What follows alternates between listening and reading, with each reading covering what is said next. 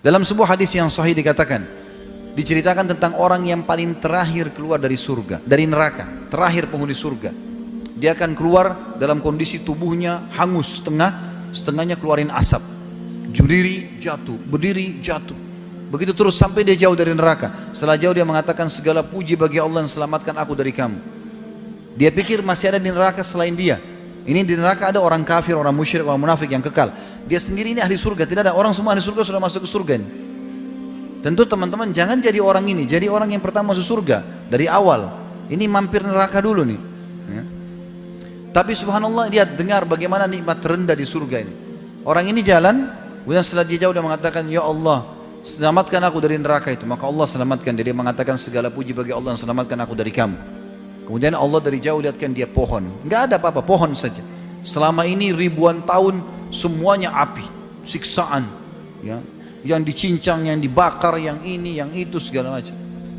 Maka kata dia waktu lihat pohon itu, ya Allah saya ingin pohon itu. Bagaimana sih kalau kita lagi panas terik matahari, kita ingin naungan di bawah pohon? Saya ingin pohon itu. Kata Allah, hai anak Adam, kira-kira kau minta yang lain enggak? Dia bilang, tidak ya Allah, saya tidak akan minta yang lain, pohon itu saja. Maka Allah bawa dia dengan suruh malaikat bawa ke pohon itu. Dia bernaung di bawah pohon itu. Kata Nabi SAW, dia kira dirinya orang yang paling besar nikmatnya pada Allah, dari Allah, karena pohon itu saja. Padahal orang sudah di surga semua nih. Setelah dia nikmati, Allah lihatkan dari jauh pohon, ada buah-buahannya, ada airnya. Tadi nggak ada itu. Maka dia tergoda, dia mau manusia, tapi dia malu sama Allah. Tadi sudah janji tidak mau minta. Lalu dia bilang, ya Allah, pohon dan air, saya tidak minta lagi. Kata Allah SWT, hai anak Adam, sudah janji tadi, ya Allah, pohon sama air, tidak minta lagi. Lalu dia kasih janji-janjinya sama Allah. Kata Nabi SAW, dia janji sama Allah, tidak akan. Baik, Allah antar ke pohon itu. Dia nikmati buahnya, dia mandi di airnya, segar. Dia anggap nikmat, dia adalah hamba Allah yang paling besar nikmatnya.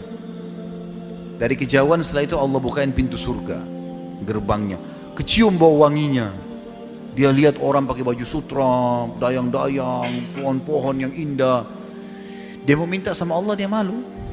Sudah janji tadi. Tapi ini surga. Kalau dia bilang, ya Allah, surgamu, saya enggak minta yang lain. Kata Allah, hai anak Adam, enggak ada yang memuaskan kamu.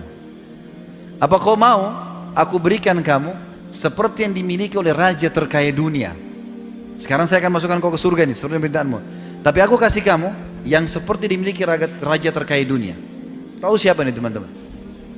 Sulaiman alaihissalam. Kalau kita bilang raja terkaya di dunia, Sulaiman AS bisa suruh jin, bisa bicara sama hewan, istananya dari kaca, luar biasa. Enggak ada raja seperti Sulaiman. Sampai kata Nabi SAW, Sulaiman telah minta kerajaan tidak boleh orang sebelumnya dan sesudahnya.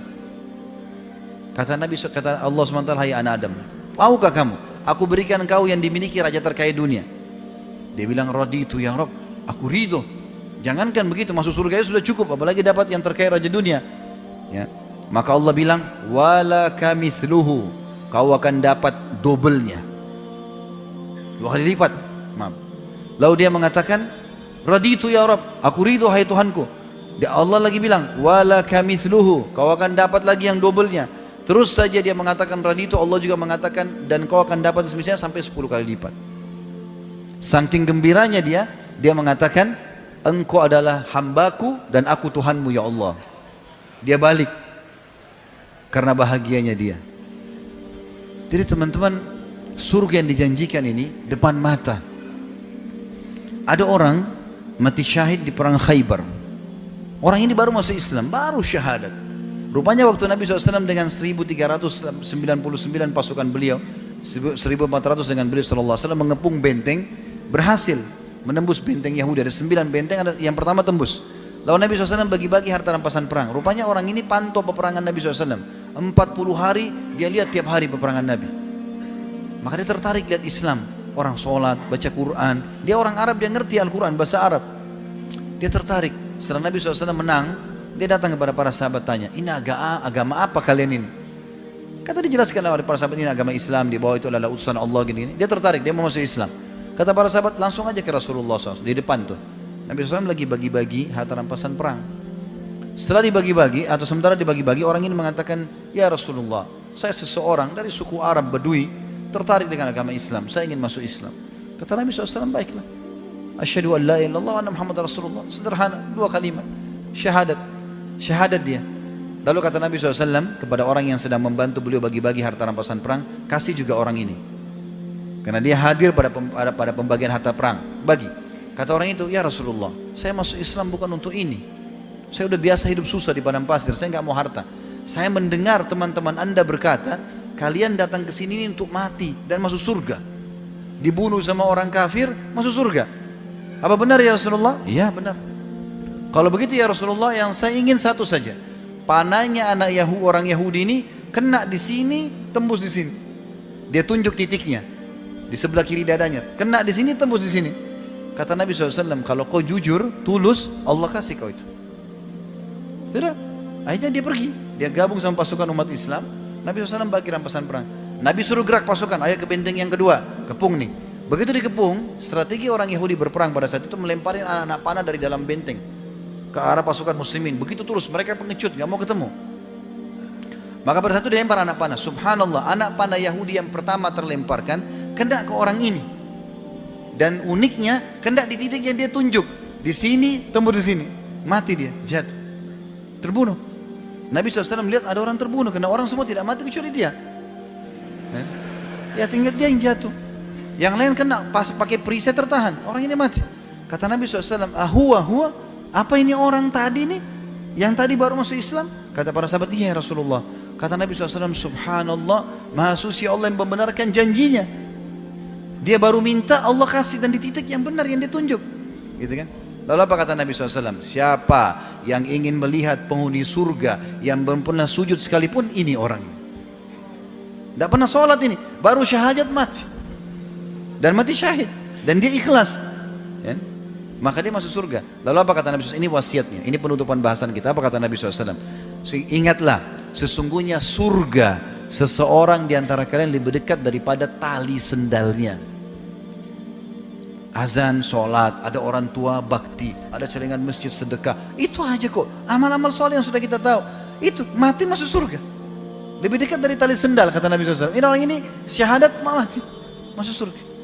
Dan ingatlah, seseorang di antara kalian lebih dekat dengan nerakanya dari tali sendalnya. Hati-hati.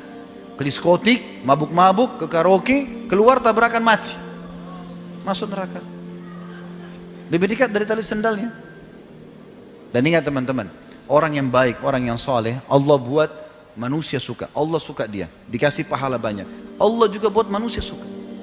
Kalau kita baik, asal antum ikhlas ya, bukan cuma performance saja, bukan cuma penampilan. Betul-betul apa yang ada dalam zahir ini yang kelihatan, begitu dalam hati antum. Ikhlas kepada Allah. Allah akan buat itu efeknya besar. Orang pun akan suka sama kita.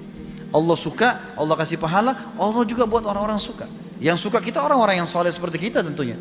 Orang yang fasik tidak bakal suka. Dia tidak suka dengan orang-orang yang baik, gitu kan? Begitu juga dengan teman-teman orang yang buruk, maka Allah benci. Allah buat juga orang tidak suka. Orang kalau walaupun dia teman dekat, tapi orang itu suka bohong, orang itu kasar, orang itu suka mukul, mencuri, temannya pun tidak suka sama dia. Tapi kalau orang jujur, amanah, santun, ramah, orang suka. Maka kenapa tidak jadi orang soleh ini? Apa uzurnya? Dan kenapa harus menjadi orang buruk? Untuk apa? Ingat, peringatan sudah sampai ke Bapak Ibu sekalian. Allah Subhanahu wa taala akan minta pertanggungjawabannya teman-teman. Maka ambil ilmunya, amalkan.